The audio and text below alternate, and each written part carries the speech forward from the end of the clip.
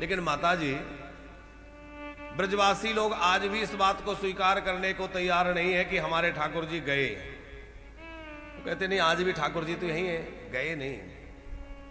बोले अक्रूर जी रथ में बिठा के ले गए, इतनी मथुरा लीला हुई, फिर द्वारिका लीला हुई, ये सब क्या है? बोले हम वो सब नहीं जानते, हम तो ये जानते हैं हमारे ठाकुर जी आज भी वृंदावन में बैठे हैं, आज भी वृंदावन में है, और प्रत्यक्ष अनुभूति लोगों की है, वो कोई कोरी कल्पना नहीं है।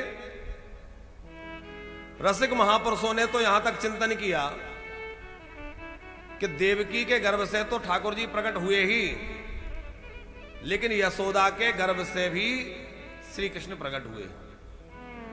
बोले वहां तो बेटी हुई, बोले बेटी के साथ एक बेटा भी हुआ, माने जोड़ा, युगल, जुड़वा बच्चे हुए।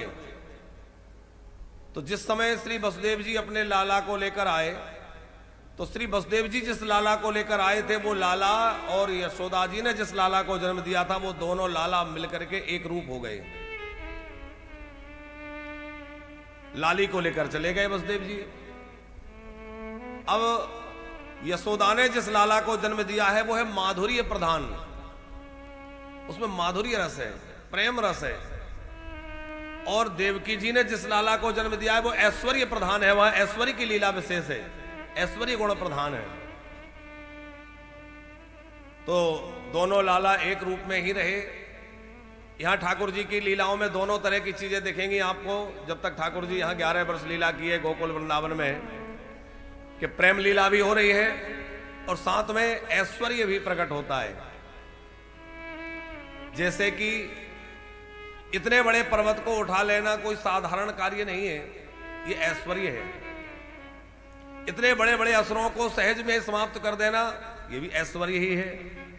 लेकिन वो ऐश्वर्य गुण छुपा हुआ है, यहां माधुरी की प्रधानता है, प्रेम रस की प्रधानता है।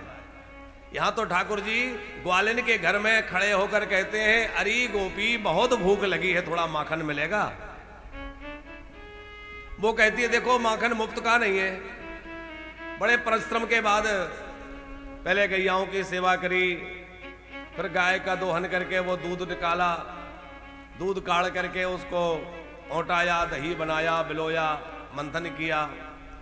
तो मुफ्त का नहीं है, कुछ श्रम करना पड़ेगा तो माखन मिलेगा। ठाकुर जी कहते कहो क्या करना है?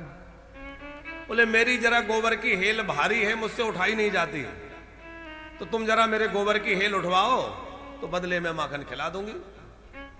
श्री कृष्ण कहते हैं बहुत भूख लगी है, माखन खाने की बड़ी इच्छा है, कोई बात नहीं, थोड़ा श्रम कर लेते हैं।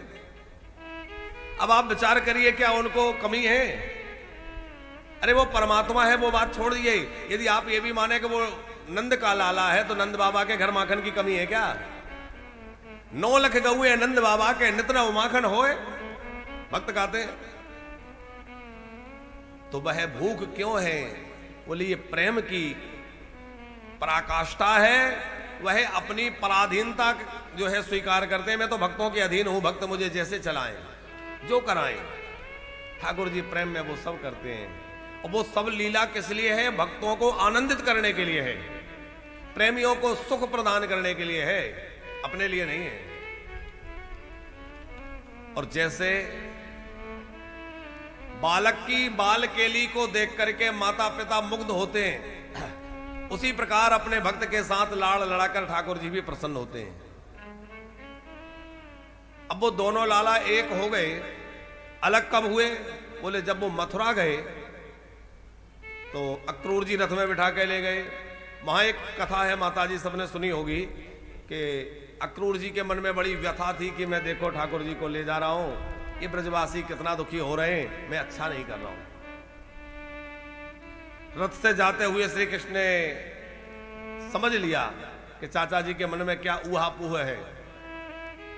यमुना जी के जल को प्रवाह को देखकर अक्रूर जी के मन में स्नान करने की इच्छा हुई। बोले मैं यमुना स्नान कर लूं, आप भी करें? श्री कृष्ण बोले आप कर लीजिए। कृष्ण बलराम रथ में बैठे हैं और यहां स्नान करने के लिए अक्रूर जी कुंड में प्रवेश किए, और जैसे ही कुंड में गोता लगाया तो क्या देखा कि जो श्री कृष्ण बलराम रथ में बैठे थे वो कुंड के अंदर है। अरे मैं तो इनको रथ में छोड़ के आया था, कह रहे थे हमें स्नान नहीं करना है, ये तो कुंड के अंदर पहले ही आ गए।